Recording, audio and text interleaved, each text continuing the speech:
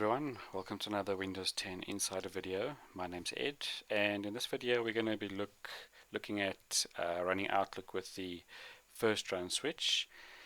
In the previous video we looked at running Outlook with the clean client rules switch, which basically removed any client-side rules. Now, what do I mean by the FirstRun switch? So basically this will start Outlook if it was basically run for the first time. So to give you an idea, I already have Outlook set up with an account. You can see that it's connected. It's a test account that I created on Office 365 just to show you. And now what we're going to do is we're going to run Outlook with the FirstRun switch. And we just go back here and we're going to type FirstRun.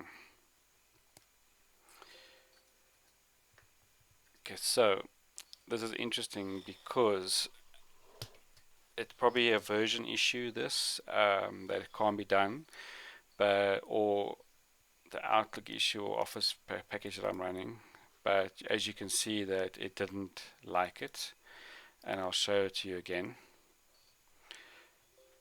You can see, can I start Outlook? The command line is not valid, even though it is one of the ones used before. So it's possible that it's just the version that I'm using, because I'm using the M365 version of Outlook.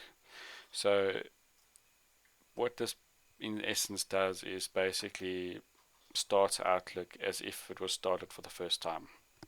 That's basically what that switch does, but it's not working in my case, so just to be aware of that.